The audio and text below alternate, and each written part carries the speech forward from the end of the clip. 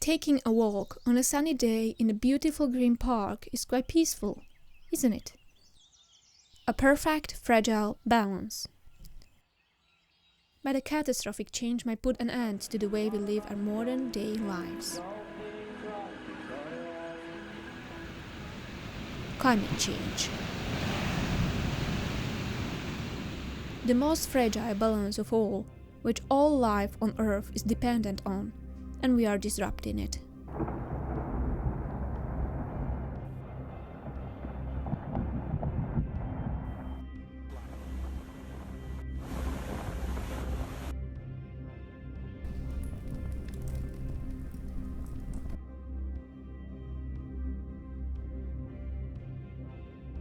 Our atmosphere, among other things, consists of greenhouse gases, carbon dioxide, water vapor, methane, and nitrous oxide. They hold back the heat from the sun that would otherwise be reflected back into space. It's a delicate balance of nature that brought life on Earth. Excessive human activity is disrupting this balance in two ways. First, by extracting and burning fossil fuels, we are releasing more greenhouse gases than the atmosphere can absorb. Second, through irresponsible industrial expansion, urbanization, and unsustainable agriculture, we are shrinking the Earth's natural ability to absorb greenhouse gases released into the atmosphere. The atmosphere cannot keep up, and thus the planet heats up. Scientists have been raising alarms for decades, and their projections are worse year by year. Global temperature has increased by more than 1 degree Celsius in the last 100 years. It may not sound like much, but it's having a massive impact on our weather. In 2019, all-time records of the atmosphere temperature were broken across Europe, with temperatures rising to over 40 degrees Celsius in many places. Edinburgh saw its hottest summer day ever recorded. Many people took initiative on their own and began reducing their climate footprint. Kim Shop is a free shop on campus where people donate their goods that they no longer need. And then we give it back to the community for free or by suggested donation if you'd like to. So people can just take what they need and give back anything that they don't want.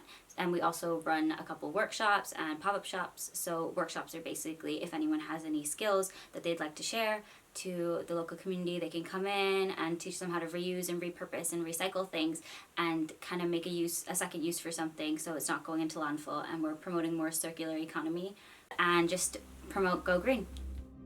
But it is not enough. All individual efforts are necessary, but unless a systematic change is implemented, catastrophic climate change scenarios won't be reversed. These changes will be difficult to achieve without direct political action because more than 70% of greenhouse gas emissions have been released by only 100 companies. There are a lot of ways that we try to change our energy consumption and our pollution, and God bless all of those ways. But understand, this is exactly what the fossil fuel industry hopes we're all talking about. Richard Heath's research from Climate Accountability Institute reveals that 20 fossil fuel companies were directly linked to more than a third of all greenhouse gas emissions. Among privately owned companies, these are Chevron, Exxon, BP, and Shell, which are high on the list of climate polluters, along with Saudi Aramco and Russian Gazprom. These companies have drilled and pumped out 480 billion tons of carbon dioxide since 1965. According to an International Monetary Fund report, the fossil fuel industry received $5.3 trillion in direct and indirect subsidies globally in 2015. That's $10 million every minute, or 6.5% of global GDP. This money from taxpayers are an unfair advantage against alternative sources and could be used for research and development of alternative energy sources and storage, especially renewables, nuclear, and batteries, to move us away from dependence on fossil fuels. It's not just burning oil that releases more greenhouse gases. It's also from the products we use on a daily basis. 90% of plastics in Europe are made of oil. Its production and overconsumption then support the fossil fuel industry. There has been an action targeting British Plastic Federation in London. It was when they had their annual dinner party and group of activists came outside and basically were eating cupcakes with plastic on them to highlight that plastic is in our waste, it's everywhere, it's in our drinking water, you know. Recycling could be a solution, but it's a broken industry. Even advanced countries like Great Britain don't have enough capacity to recycle much of their own waste. So they export their waste into countries like Turkey, Malaysia, Poland, Indonesia, and Thailand. But once there, most of the imported waste is not even recycled and ends up on landfills instead. Most people in developed countries participate in recycling, but their efforts are rendered meaningless by a system that doesn't support functioning recycling infrastructure. We got used to using plastics that are much more toxic and difficult to recycle than paper or glass. There have been lots of protests that waste has been highlighted. It has been used as a motive to talk to people, highlight issues that are happening, like plastic islands. I know one of the plastic islands is 6 times the size of the UK, which is totally insane. Absolute insanity. The issues are huge, and there's no way of saying that waste is worse than carbon emissions or worse than social inequality. They're all climate change, and we're related to all of them. Our food production is also massively wasteful and toxic for the environment. Food waste is a big issue because it's not just about like the food is thrown away. It's about the production as well. There definitely needs to be also changes in the way we produce and the way we sell the products. Basically, Livico Cafe started 3 years ago as a community project to kind of raise awareness about food waste and try to tackle this problem. So we started cooperating with the local food bank CFINE, and later on the next year we also started taking food donations from Tesco.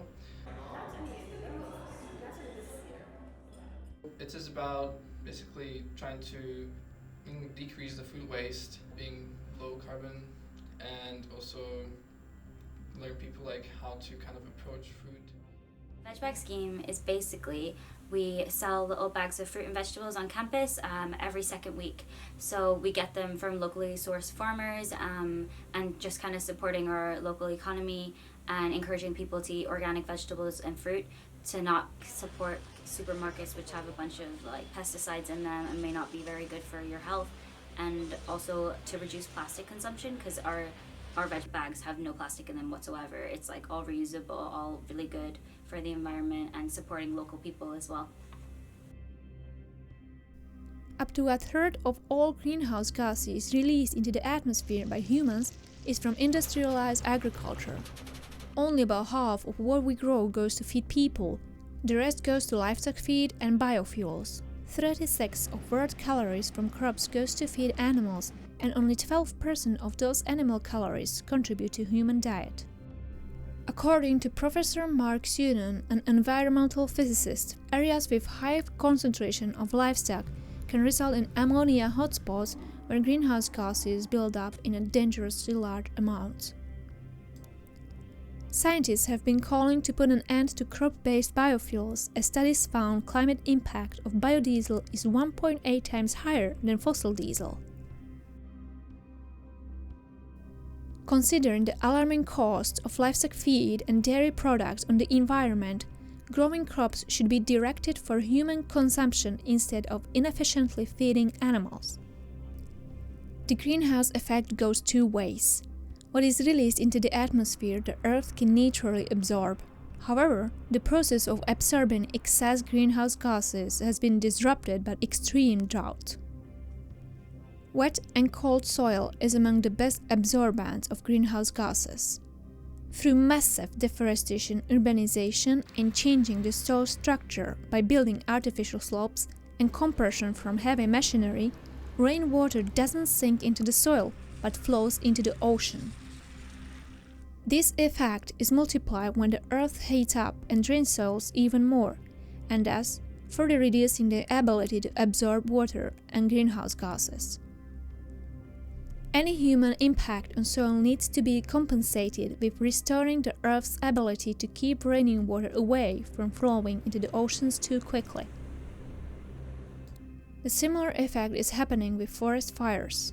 Whether deliberate deforestation fires or just uncontrollable wildfires, we lose trees which absorb carbon dioxide, prevent flooding, and reduce pollution. More than 30,000 fire outbreaks were detected in the Amazon in August 2019 alone. That is a staggering increase of 196% compared to August 2018. The current rates of man-made deforestation are unsustainable. The industry needs to adopt standards to restore used forests or compensate by regrowing trees elsewhere. All of these problems can be resolved only by political action. It's important to organize protests and events to persuade governments to take an appropriate action, as peaceful protests had a big impact in the past as well.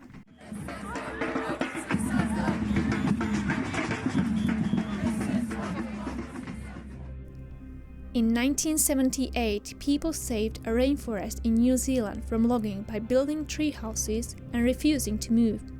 The area was protected and laws were created to stop logging.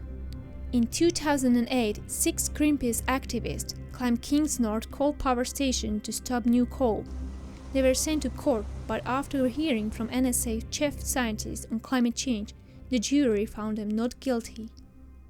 Aberdeen Climate Action organises a monthly climate cafe, so it's every first Tuesday of the month, on different topics which relate to sustainable living, and also we like to draw on examples from here in the Northeast.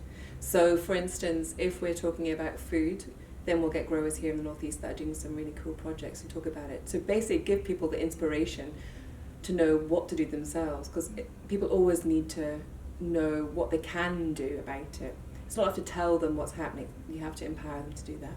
Those diagrams looking at where emissions come from, so from energy, from waste, from transport, from our fleet, and from street lighting. I also run Climate Week Northeast, which is 10 days of events in March each year with loads of different organisations across the city of Shire. They get together, we put on events over the 10-day period, and we have a big brochure and a website, and we run the publicity for that. We also do one-off events, so we had a Oil Tech to Clean Tech conference earlier this year for professionals. We do films, we do stalls at different events, we help other organisations with ideas and put people together, forming networks. Within XR Scotland, there's actions happening every month to hold to account politicians that are not doing anything about the climate crisis, to raise awareness about the climate crisis and to stress its importance. We have 3 goals. The first one is to tell the truth and to act as if the truth is real. The second one is to go zero emissions by 2025. And the third one is to have a citizens' assembly randomly selected from society. So it's the idea, say you had 10% black people in Aberdeen, 10% Jewish people in Aberdeen. It would be representative of all of these dynamic figures in which people can be categorised into. So by that you have an accurate representation of the population within an almost a jury service kind of scheme. So the idea is you have this randomly sampled group, you show them information and facts. It has to be scientific facts that they're educated on. High-standing officials in each of the areas, scientists, politicians, people who know what they're talking about but are only speaking objectively. They've shown this, and then through the citizens' assembly they will make an informed decision based on the information that they have heard. And that way it represents society properly and not unjustly. The fact of the matter is, if we don't stop emissions in the next 5 years, if we don't stop that, then according to the IPCC we're going to hit 4 degrees warming. If we hit 4 degrees warming, it's going to be catastrophic. Sea levels are going to rise, there's going to be mass displacement, we're not going to be able to feed ourselves, we're going to lose our homes, and that's what the science says. So we're saying, either listen to the science or face societal collapse. It's one or the other, you know? It's not like, oh, we'll do it in 2050, and then it won't be okay, because we're already facing, if we do it by 2025, we're already facing a 4 degrees warming. Like, there's no other option. It's the only way we can deal with it.